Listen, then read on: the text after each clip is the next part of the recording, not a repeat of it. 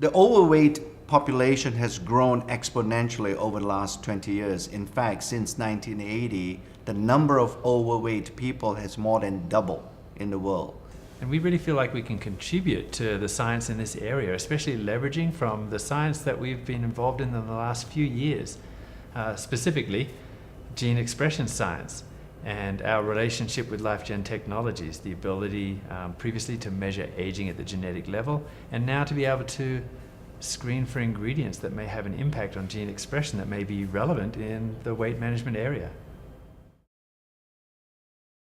Well, there are so many different, what you might call traditional approaches to weight management. It's really hard to put your finger on any one in particular, but in general, it seems that perhaps they're not working. The evidence is that more and more people are gaining weight and having difficulty.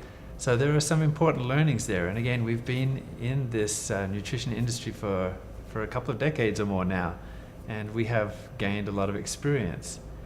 Certainly there are some key learnings. One is that a typical person really believes it's just calories in and calories out. And the average person then will say, okay, I need to drop calories, so eat less. And also the way that calories go out is by exercising, right? That's how we do it. So eat less, exercise more. What we are finding with that is that people are losing weight, but unfortunately they're losing adipose tissue or fat, and also muscle, which is actually critical to hold on to and not to lose. There's good reasons for that.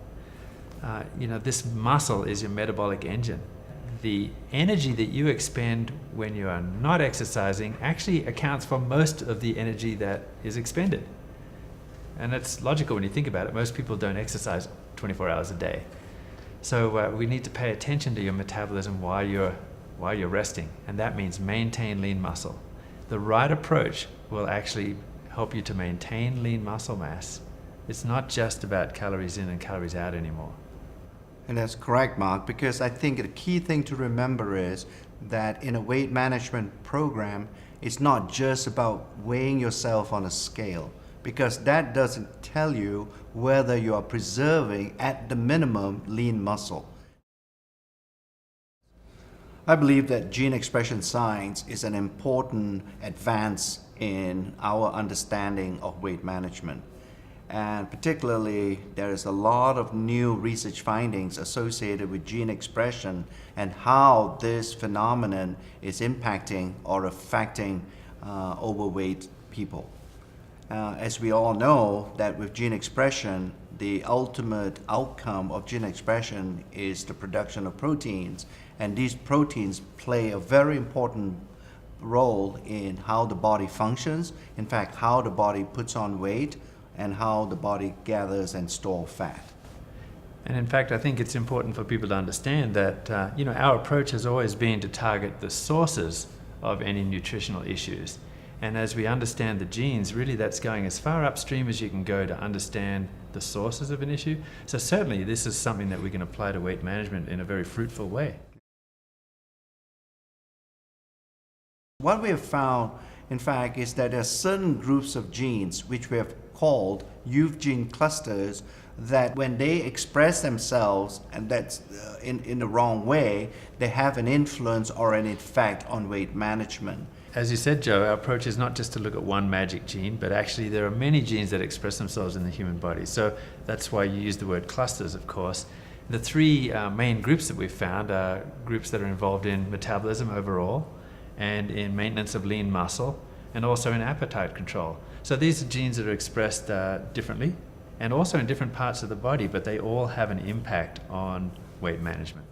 Yes, and in fact what that implies really that instead of using gene expression science to focus on just the fat tissue, we are also trying to see whether there are some things that we have to influence in the brain, for example, and also in the gastrointestinal tract. So if we can somehow influence all three aspects of these body tissues, we will have a much more profound impact on how we can control weight.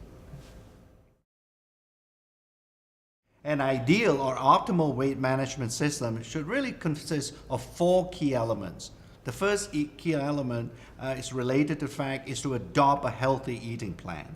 A second key element is to make sure that lean muscle is not lost during a weight management program. Another third element that we should focus on is really on fat tissue. You know, when you lose weight, all that loss of weight should come from fat and no other tissue from your body, so that we can shape better, i.e. that our body composition reaches a healthy level, so you look better in front of a mirror and not just getting on a scale. And finally, the fourth element would be related to the fact that you should adopt a healthy exercise program. But in order to understand those key points better, it's nice to know what's going on in the body and in the cells. And gene expression science actually helps us to get a handle on that. What's going on in the adipose tissue? What's going on in the muscle? Are you eating the right kinds of food? Are you maintaining your lean muscle mass? Is this the right approach? An understanding of gene expression science can help to bolster our understanding about how we manage our weight. What we eat during a weight management program turns out to be incredibly important. The quality of the food that you're eating, but not just that, not even just the proportions, but actually the right kind of macronutrient in terms of whether it's protein, fat, or carbohydrate, and also spread out properly during the day. So you need to have a certain amount minimum of protein, for example, to maintain an amino acid pool in your body that's going to help you maintain muscle mass. It's going to be anabolic because it's actually helping to maintain the lean muscle tissue. And you can't overstate the importance of maintaining that lean tissue, because that's your metabolic engine. And that's the problem with a lot of traditional diets, is you lose that muscle mass so that by the time your diet is over, you've lost some of that metabolic engine. That means that the calories that you're eating are not being expended in the same way that they were. You cannot sustain a diet. Diets are not sustainable. Our program consists of an eating plan which is sustainable, that you can adopt for the rest of your life. We have now completed in the weight management category all the studies at the preclinical stage, we call it, where we now know what is the gene expression profile that can occur with the ingredients we have put into certain weight management products.